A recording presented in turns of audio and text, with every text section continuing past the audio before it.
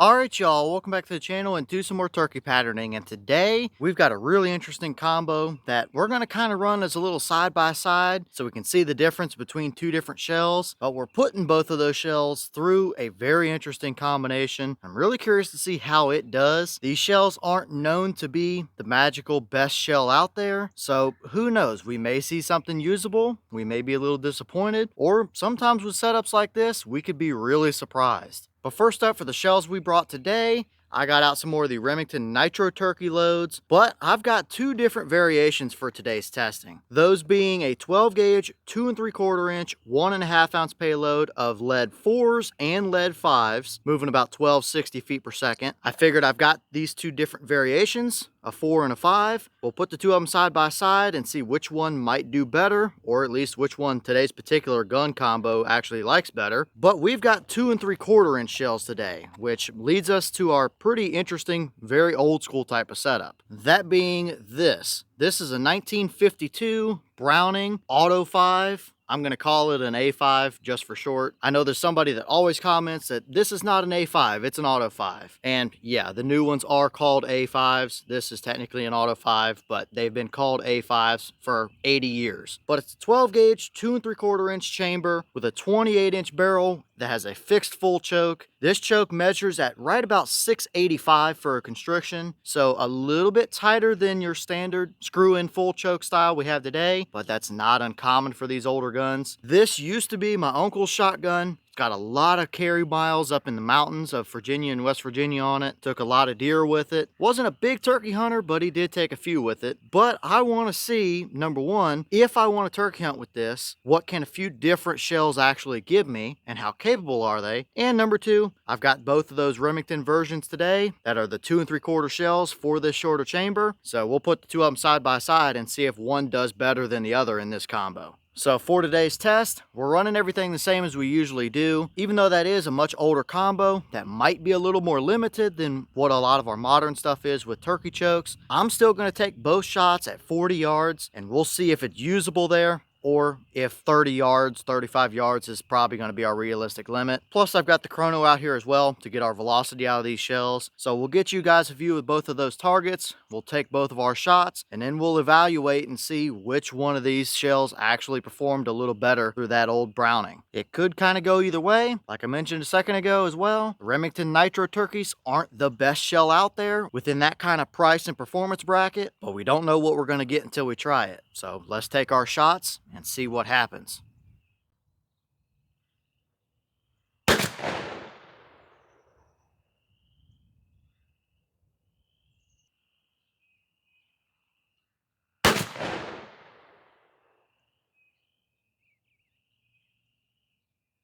All right, so let's take a peek at our chrono real quick. Boss claim for both the 4s and the 5s were 1260, and we were seeing pretty much exactly that. The 4s gave us 1255, and the 5s gave us 1269. So just a hair under and a hair over. That averages out right about where we're supposed to be at. So 28 inch barrel, and we're seeing exactly what we should be. But are they 40 yard capable through that old A5? Let's go check it out and see.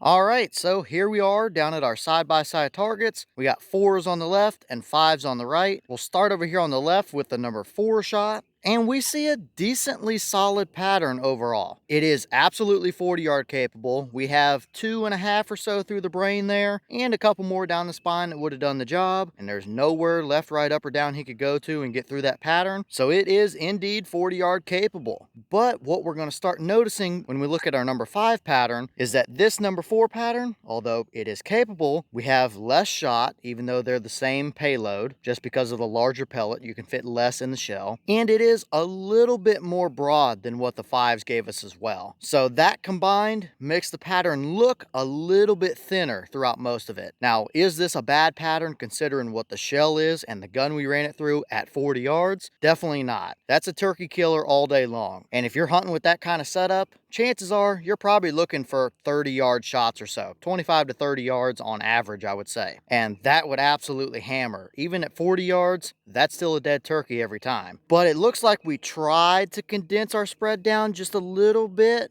but lead 4s can be a little touchy. They tend to pattern a little more open and maybe a little more splotchy than 5s and 6s do. And I think we're definitely going to see a little bit of that difference when we go look at the 5s. But this is still a very capable pattern. These would make a pretty good all-around load. You could wing shoot with that. You could turkey hunt with that. You could be like my uncle and use it as a property gun as well, getting rid of groundhogs and foxes out of the chicken coop and possums and raccoons and stuff like that. That's a very capable, very versatile combination with a pattern that is good enough to 40 yards to kill turkeys with it as well. And it is honestly pretty on par with what we're getting from these shells when we've tested them through actual modern dedicated turkey setups as well. That's not far off, but I think where it shines is moving over to the number 5s here, which gave us this pattern. And I really like how this performed considering what the shell is and the setup we ran it through. That is a very nice pattern. We absolutely still have a dead bird at 40 yards. There's a number of them through the back of the head and the neck area there. And there's nowhere that that bird could have moved to and gotten through that pattern. So it is absolutely 40-yard capable. We might have favored just a hair to the right on that particular shot, but it does not matter. It's a pretty even spread throughout most of the pattern. So it definitely gives you leeway to work with while still being capable out to 40, and you might be hitting the bird with a few more pellets since it is a number 5. There's not quite as much of a spread in between pellets there. The pattern looks a little bit more full because there is more pellets in it, and I do think the overall size of the pattern is a little more condensed down than what we saw with those 4s as well. I really like how even it is though. We have a nice circular spread. We might have strung a couple little flyers down there at the bottom and maybe a little bit of splotchy stuff on the very far left edge, but overall, I mean, that is on par, if not maybe better than some of the results we've been getting from these shells through modern turkey setups. I wouldn't hesitate to run that all day long. And same thing goes, like I said, with the 4s. If you're hunting with a combo like this, 30 yards or so is probably going to be your average shot, and that would absolutely hammer at that range. And if you misjudged it or had to take a little farther shot, you could most likely reach out to 40 yards or so and still do the job. So I'm honestly pretty surprised there. I figured it was either going to look surprisingly good or be a little bit on that disappointing side, and I think we actually got the surprisingly good end of it here. But between the two, I'm taking that lead 5 personally. But now I'll pop up 2 pictures of these patterns side by side so we can get a direct comparison from them on the screen. On the left is the 4s, on the right is the 5s, and you can really see the difference directly side by side there. I really like how that number 5 patterned. It's a nice circular even spread of pellets, no major voids, no major flyers or nothing like that. I would hunt with that any day of the week. And in the limited amount of turkey patterning that I've done with that old shotgun, that's probably one of the best patterns we've gotten, if not the best, which I don't think I've ever said that about any Remington turkey load ever. But honestly, looking at these 2 patterns side by side, these might be 2 of the best results we've gotten across the board with those shells, even when compared to a modern turkey setup. So I'll take either one of them out to 40 yards all day long, but if I wanted to hunt with my uncle's old shotgun, I'm probably going to take those 5s. So some really nice results comparing these side by side. I don't know if they make a lead 6 version that's loaded exactly like this in a 2 3/4 inch shell with a 1.5 inch payload, but I might have to look and see if they do and maybe pick one of those up as well and try it to see what happens, because maybe my gun might like 5s or potentially 6s. Either way though, I'm perfectly happy with either result, and I'm rather surprised that we got as good as what we did out of these.